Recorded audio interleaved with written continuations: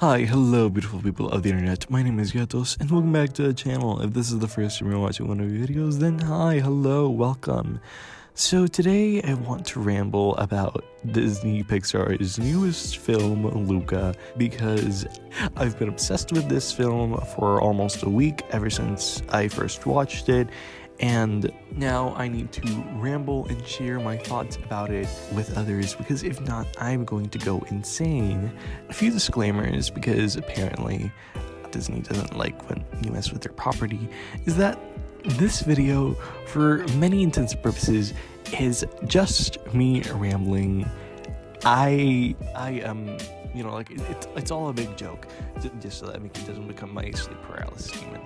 So yeah, with that disclaimer out of the way, I want to talk about Disney Pixar's Luca, as I've said before, because it's really fucking gay, and I refuse to believe otherwise. So, yeah, I wanted to talk about how this film really just cements itself as kind of like the queer allegory, quote unquote, because it's like, it really is, it really does feel like it could be read as a queer allegory, because honestly, like, a lot of the struggles that Luca and Alberto go through progress of the movie are some very similar struggles that a lot of non-cishet people go through whenever it comes to their identities.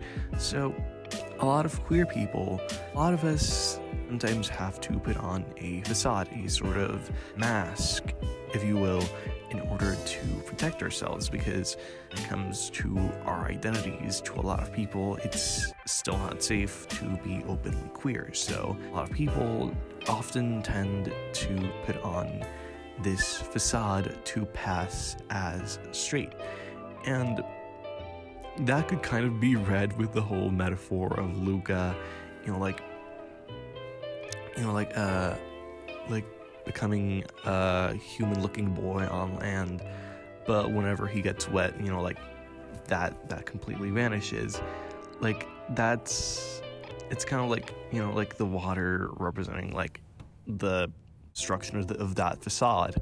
And a lot of people, yeah, a lot of queer people usually hide their identities in order to stay safe, and Luca and Alberto technically do go through that throughout the progress of the film, and I just felt myself kind of seen, because even though I am in a supportive household, it doesn't mean that every single person that I will interact with will be supportive of my queerness, even though I myself pass as more a straight general sense of self. Like, I present in a bit more of a masculine way, but that doesn't mean that queer people have that same form of expression and have that same comfort.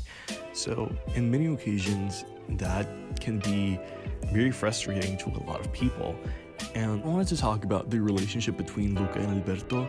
I want to ramble a lot about Luca and Alberto's relationship, scene by scene, at least from what I remember. I don't know if this is going to be in order, so deal with me.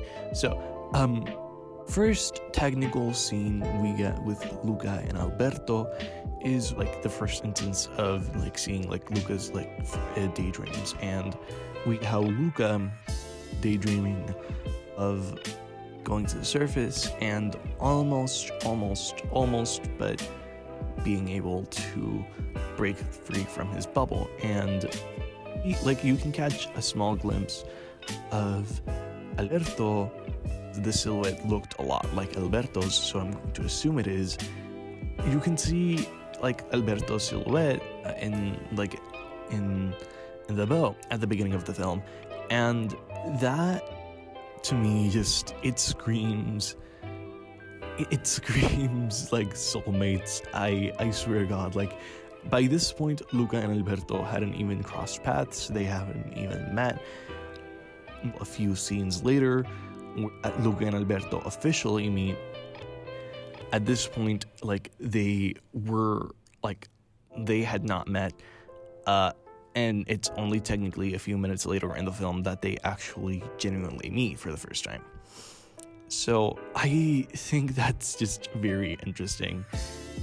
Second, I wanted to talk about how their whole dynamic, like, it becomes clear from the very get-go that Luca and Alberto basically need each other. Like, they are for each other, because in many scenes, Luca is only able to do certain things thanks to Alberto's encouragement, and Alberto and him, or like, gave him that small little nudge to come out to the surface and be able to see the world for himself. Like, later on, like, he basically admits that without Alberto's help, he would have never been able to actually go out and see the world for himself. So I think that's really interesting.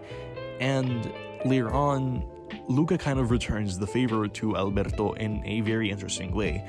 But I'm getting ahead of myself. There's this one scene in the movie where like, Luca, like, he's like, oh, like, I really gotta go, and like, he just stays the entire day just working with Alberto on their, like, and like, their fake little Vespa, and it's so cute. Like, it's so fucking cute. In the montage that follows later on, Luca, like, he even styles his hair to kind of look like Alberto's, and it's so cute. You know, like, Alberto basically says, like, do everything that I do, and Luca is just like, yeah, I'm gonna take this literally, and it's so cute. The whole film is like them trying to get a Vespa, a singular Vespa, like, a singular Vespa. Not two Vespas, a singular Vespa, so that they can travel the world together. If that isn't romantic, I do not know what is. Like, I'm pretty sure that the characters by this point, like, not even them would, like, realize how romantic the whole gesture is, but it's fucking romantic. I swear to God, it's romance coded. Like, Alberto and Luca, they want a singular Vespa. They traveled to Porto Rosso to get a singular Vespa, not two Vespas, because there's two people. No, a singular Vespa was more than enough for both of them. And that means that they're comfortable with sharing a method of transportation wherever they want, essentially. And like, they basically are promising to travel the world together, like, only being able to do what you want. And like, that is not platonic. I'm sorry, but that is really difficult to read as platonic, no matter the circumstance. Like, you could like, easily, like, put two people of opposite genders on the same situation, and a lot more people would agree with the sentiment that the whole interaction feels very non-platonic. It feels very romantic.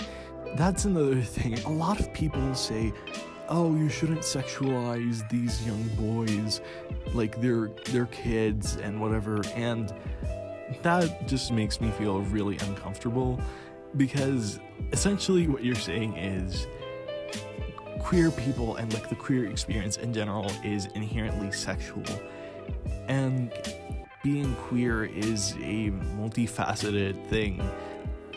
A relationship doesn't have to be sexual in order to be romantic, and saying that a relationship has to be sexual in order for it to be romantic is inherently flawed.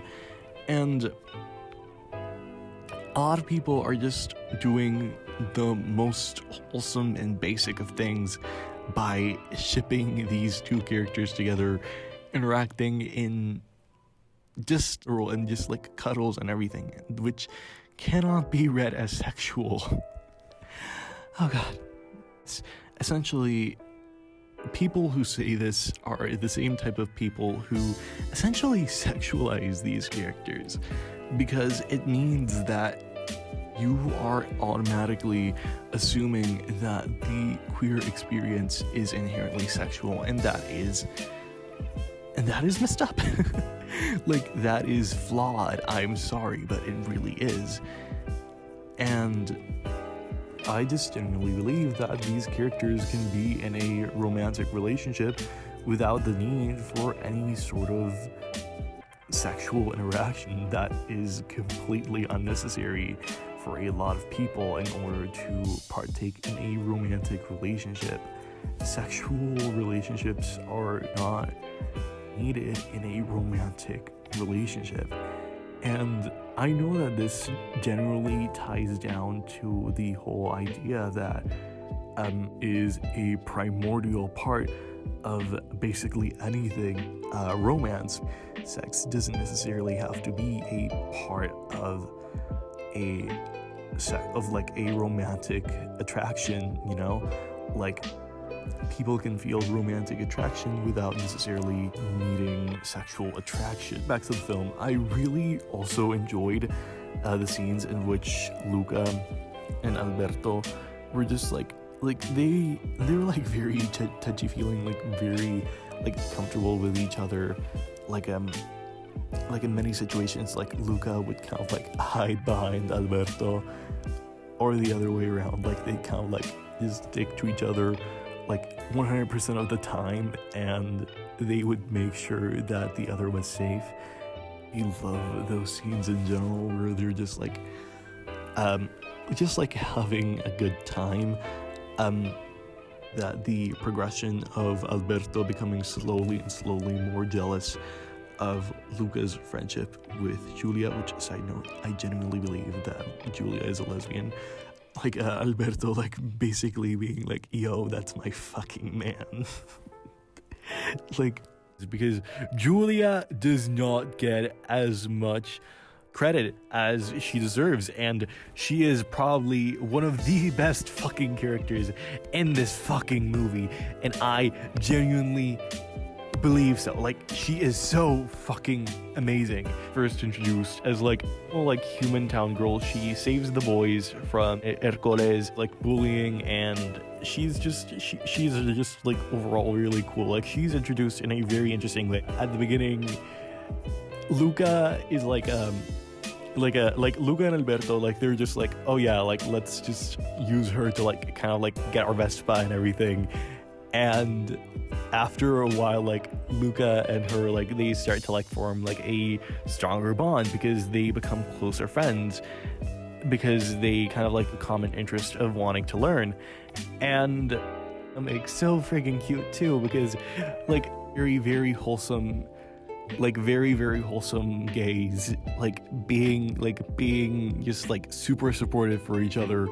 And I love that. Julia like discovers that Alberto is a sea monster. I really did like that. At first she was like, yo, like, stay back, and like kind of like a bit protective of her friend. But then when Luca like starts to be concerned for Alberto's safety, like, Julia starts to realize that, yeah, my bestie might be a sea monster, when she just when she splashes the water on him, and she's like, yo, you need to leave, you need to go somewhere else because you need to stay safe. Like, I do not want you to get hurt. Like, I really am fond of our friendship, but I need you to stay safe.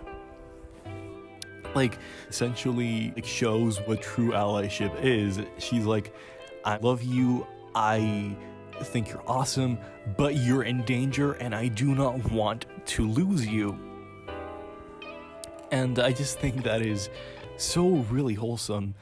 Another aspect that I really liked about the entire film was when like Julia was like trying to like help out Luca with small details, and at the end when Julia like there's this like in the final scene, like Alberto like winks at Julia for a second, kind of like keep him safe for me. Like Julia, like, you know, like she's like, yeah, don't worry.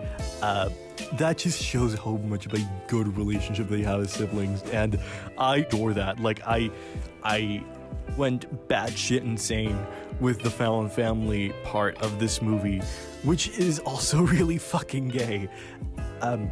So Alberto, his whole like situation in the film is that he was, of course, abandoned by his dad, and knowing that one of your parents has left you behind can be very scarring, and it can be very, very jarring for a lot of people. And oftentimes Alberto, like, he tried to hide his fear, of like people like finding out that he really just has issues with letting people go, and he has a few trust issues, I guess you could say.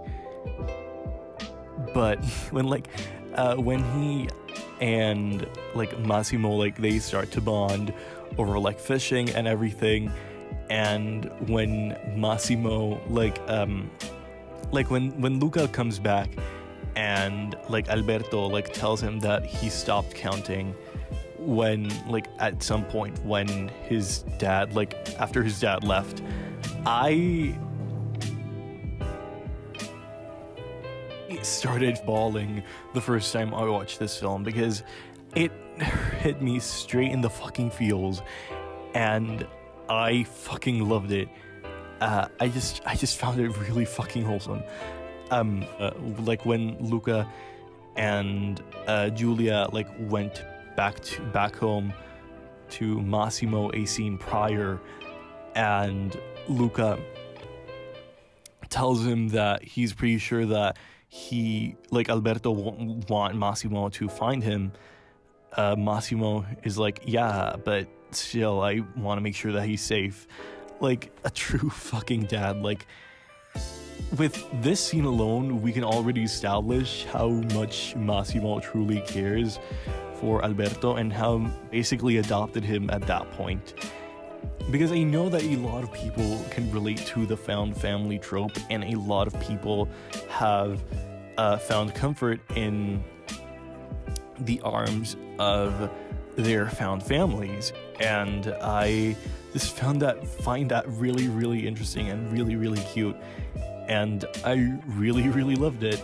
At the end, Luca and Alberto like in the race, and Luca, like, he's like holding back because he wants to win the race to like win his Vespa, so that he and Alberto can like travel like to like go out, and Alberto like comes running back to him, even though like they had argued the scene prior, and even though like Alberto had basically told him to scram off, and like shows how their bond is stronger than any sort of situation that is currently an obstacle for them. And I really love that. Like, I just find their relationship so fucking fascinating. And when they race to the finish line, and Luca basically saves Alberto from the mob, and at the end, when Massimo just breaks his harpoon in order to like basically say like, yeah, these are these are my kids, what of it? And just like Luca's relationship with his mom was also really interesting, and I love how like his mom was like really overprotective, but at the end she also like let him go. I found that really, really cute. And finally, the final scene. Oh boy, the final scene. So I was about to cry when I first watched this scene, because this scene is so fucking sad. Because when like Luca, like, he says goodbye to Julia, like, he's like sad, like he's going to lose his friend and whatever, but he's like he'll manage, right? But when he's absolutely completely devastated when Alberto says he's not coming with him, and when he says, you got me off the island, Luca, I'm okay, like, that just, that seems so cute. Like when they held hands up until like Alberto couldn't catch up with the train anymore, and he was like celebrating for Luca. And when they finally couldn't see each other, they both started crying. then the end credits, I also found the end credits to be so cute because I saw a translation of the lyrics online, and it's basically a love song, like the final song of the film. I don't remember the lyrics, but I think I can post it in the iCard real quick. Like, it's a love song. It's a romantic song, and the end credits are basically saying this city feels hollow without you, and I'm hoping for you to finally come back, my love, and you know that they'll be able to come back and finally be together again after school is over. And oh god.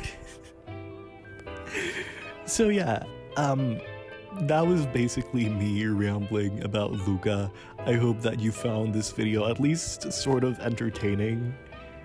This was me purely rambling, purely just saying everything that was on my mind and just gushing about a film that I really, really liked.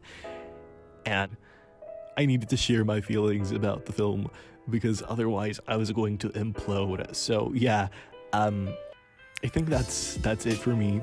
I really, like I said, I really hope that you enjoyed this video. And if you did, just comment or anything, just interact whatever way you want. And I'll see you later. I really hope that you like this video, and I really hope that you like the art featured in this video. So yeah, see you later, nerds.